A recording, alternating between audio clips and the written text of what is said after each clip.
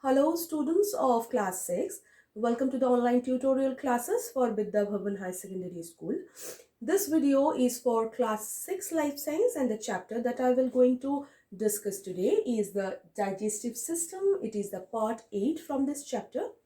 In this video, like previous video, we started the digestive pathway and we completed till the stomach. That means from the mouth, it is coming with the pharynx, esophagus, and then it came to the stomach. Okay, stomach digestion procedure happens. After that, it will go to the small intestine. The small intestine have three parts: duodenum, ileum, jejunum, and ileum. After that, it will go to the large intestine, and finally it will go out from the body. The excessive undigested products can be excreted out from the body. So let's discuss with the flowchart. In the previous video, we discussed that the food came from the external part of the mouth to this mouth cavity after eating it, and the teeth and the tongue helped to masticate it and mix the food with the salivary juice, producing the bolus. And this bolus coming from this mouth, after that it travels through the pharynx and esophagus, and then it coming to the stomach. After the stomach digestion happens, that means the stomach the food is being softened and make a thick paste called chyme. Then the liver juice, bile is also added with it, and from the pancreas, the pancreatic juice is also adding with it.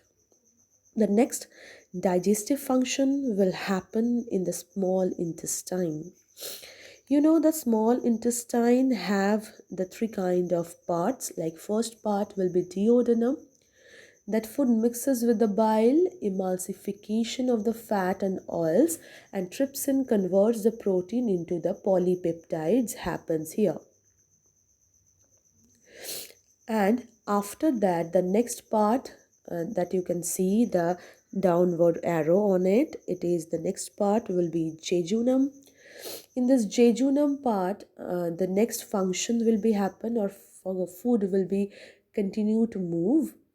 And the ileum part is the last part of the small intestine that secretes the intestinal juice and the digestive juices, and the digestion procedures continues.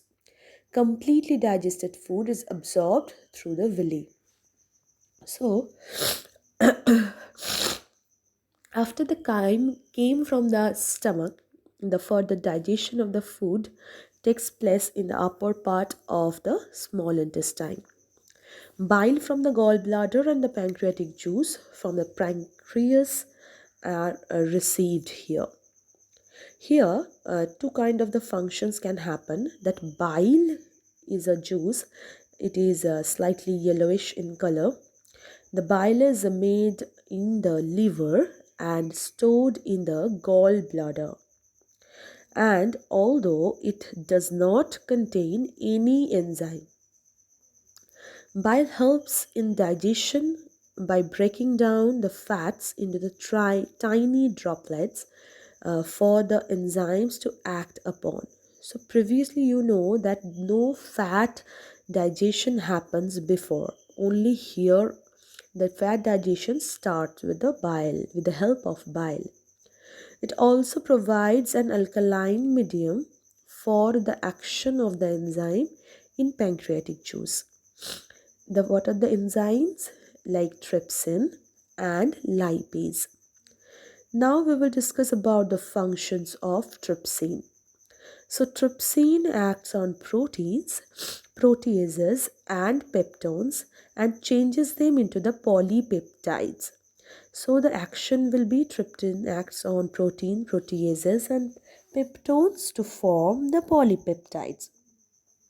So these are the further broken down into the amino acids.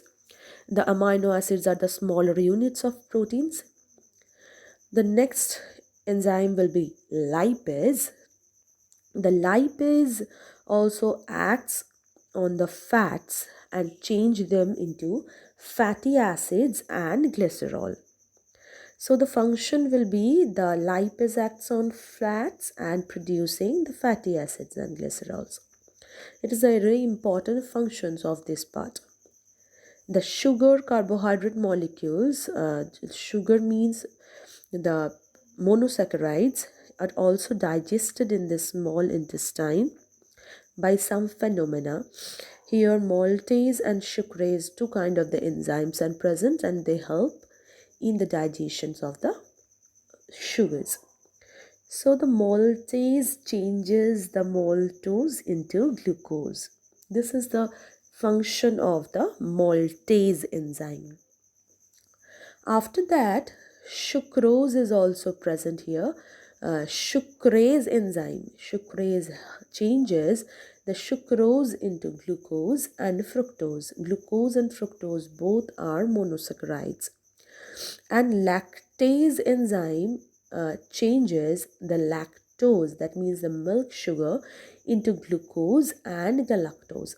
So there are two reactions, like sucrase acts on sucrose forming glucose and fructose, and lactase act on lactose and forming glucose and galactose. So the small intestine is not only digest the food but also absorb the food. The villi in the small intestine contain the blood vessels or blood capillaries. The digested food passes through the thin walls of which the blood capillaries are enters in the bloodstream.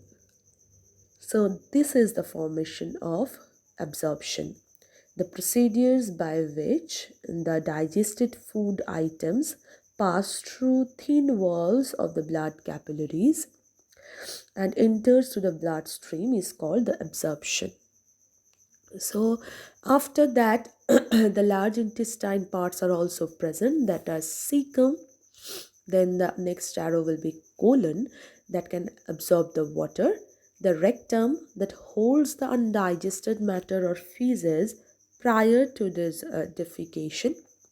And the finally anus, that defecation happens by which.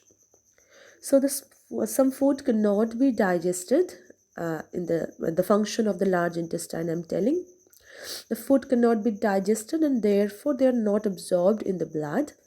This food moves down to the large intestine after the small intestine dysfunction came, and this food moved the downward, and there is excess water which is reabsorbed obviously, and the undigested food forms the feces, and which moves to the rectum and is passed out in regular intervals through the anus, that is called egestion. So it is all about that digestion procedure. After that, the assimilation also present, that I will discuss in the next video. So I've completed the full digestion system, the digestion procedures in this video.